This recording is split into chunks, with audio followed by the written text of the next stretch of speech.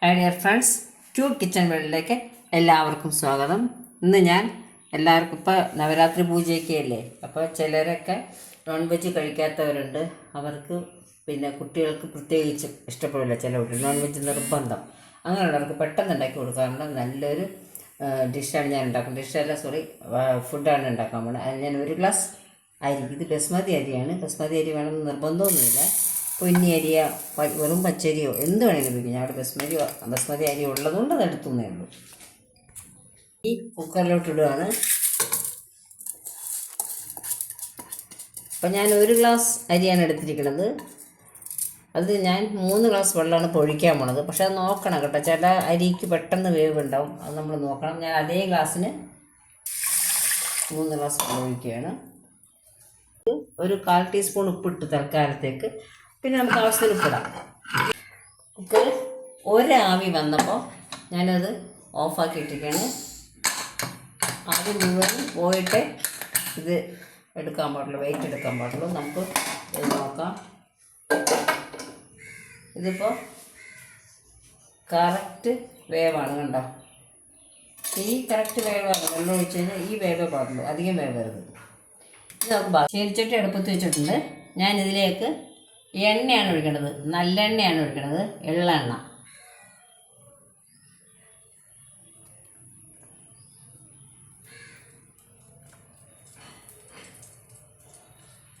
ഇവിടെ ഞാനൊരു 3 ടീസ്പൂൺ നല്ലെണ്ണ ഒഴിച്ചിട്ടുണ്ട്. ഞാൻ ഇതയം എണ്ണയാണ് ഞാൻ ഉപയോഗിക്കുന്നത്. ഓരോരുത്തരും ഉപയോഗിക്കുന്ന എണ്ണ എടുക്കാം. നല്ലെണ്ണ ചൂടായിട്ടുണ്ട്. അതിലേക്ക് അല്പം കടുക് ഇടുകയാണ്.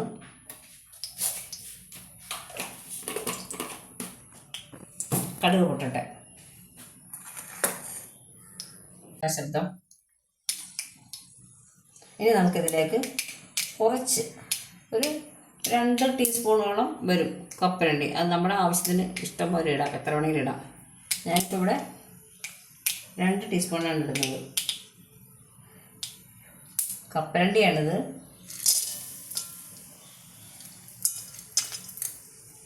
അതിൻ്റെ ഒപ്പം തന്നെ ഇത് കടല പരിപ്പാണ് ഇടേണ്ടത്. ഇപ്പം ഞാൻ കടലപ്പരിപ്പില്ലാത്തതുകൊണ്ട് കടലയുണ്ടല്ലോ, വറുത്ത കടല, അതാണ് ഇടുന്നത്. ആകുമ്പോൾ ഈസിയാണ്, പെട്ടെന്ന് അത് കിട്ടും. നമുക്കിതൊന്ന് നന്നായിട്ട് ഇളക്കാം. ഇതിലേക്ക് നമുക്ക് കുറച്ച് കറിവേപ്പില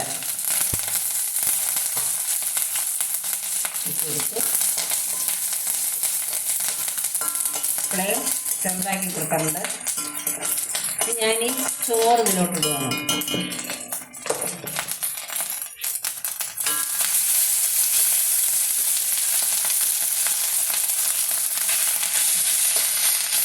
അത് എല്ലാം കൂടെ മിക്സ് ചെയ്തിരിക്കുകയാണ്. ചോറിട്ടിട്ട് നമുക്കിനി ഇതിലേക്ക് അല്പം മഞ്ഞൾപ്പൊടി കൂടി ഇടാം. ഒരു 1/4 ടീസ്പൂൺ മഞ്ഞൾപ്പൊടി ഇട്ടിട്ടുണ്ട്. വീണ്ടും ഇത് മിക്സ് ചെയ്യാം. ഞാനിപ്പോൾ ഫ്ലെയിം കുറച്ച് വെച്ചിരിക്കുകയാണ്, ചെയ്തിരിക്കുകയാണ്. ഇപ്പോൾ നന്നായിട്ട് മിക്സ് ചെയ്തിട്ടുണ്ട്. ഉപ്പ് പാകത്തിനുണ്ടോയെന്ന് നോക്കണം. ഞാനൊരു അല്പം ഉപ്പ് നീര് ഒഴിച്ചിട്ടുണ്ട്, ഉപ്പ് പോരാത്തതുകൊണ്ട്. ഇനി നമുക്കിതിലേക്ക് ഒരു 2 ടീസ്പൂൺ നാരങ്ങാനീര് ഒഴിക്കും. ഞാൻ ഫ്ലെയിം ഓഫ് ചെയ്തിട്ടാണ് ഒഴിക്കുന്നത്. 2 ടീസ്പൂൺ നാരങ്ങാനീരും കൊണ്ട് ഒഴിച്ചു. ഇനി നന്നായിട്ട് മിക്സ് ചെയ്യാം നമുക്ക്.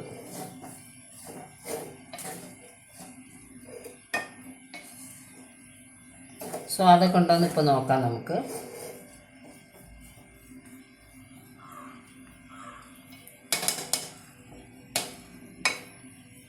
കുട്ടികൾക്ക് ഇഷ്ടപ്പെടും, കാരണം ഈ ബിരിയാണിക്കൊക്കെ പകരം കഴിക്കാൻ പറ്റിയ ഒരു ചോറാണിത്. നോക്കട്ടെ, കഴിച്ചു നോക്കട്ടെ. ആഹാ, നല്ല സ്വാദ്, അടിപൊളി. ഇത്രയേ ഉള്ളൂ. നമുക്കിത് ഡിഷിലോട്ട് മാറ്റാം. അതിൽ ഉണ്ടാക്കണ ചോറ് നമുക്ക് ഇത്രയും കിട്ടും. ഇതിപ്പോൾ ഞാൻ കുഴിഞ്ഞ പാത്രമാണ്. ഇത് ശരിക്കും 2 പേർക്ക് നന്നായിട്ട് കഴിക്കാൻ കാണും. പിന്നെ അതിന് ഞാൻ സൈഡ് ഡിഷായിട്ട് കണ്ടോ, ഉണക്കമുളക് വറുത്തത്. ഉണക്കമുളക് എന്ന് വെച്ചാൽ തൈര് മുളകില്ലേ, തൈര് മുളക് വറുത്തതും അച്ചാർ. ഇത് കാന്താരി അച്ചാറാണ്. അത് നമ്മുടെ ഇഷ്ടത്തിനനുസരിച്ച് പപ്പടമോ പിന്നെ എന്ത് അച്ചാർ വേണമെങ്കിലും കിട്ടും. മുളക് വേണമെങ്കിൽ മുളക് കഴിക്കാം. ഇത് തന്നെ നമുക്ക് നന്നായിട്ട് തണുപ്പിച്ചിട്ട് ഒരു യാത്രയ്ക്കൊക്കെ പോകുമ്പോൾ സൗകര്യമാണ് പാക്ക് ചെയ്ത് കൊണ്ടുപോകാൻ. ചമ്മന്തി എന്ത് വേണമെങ്കിലും കൂട്ടി കഴിക്കാം.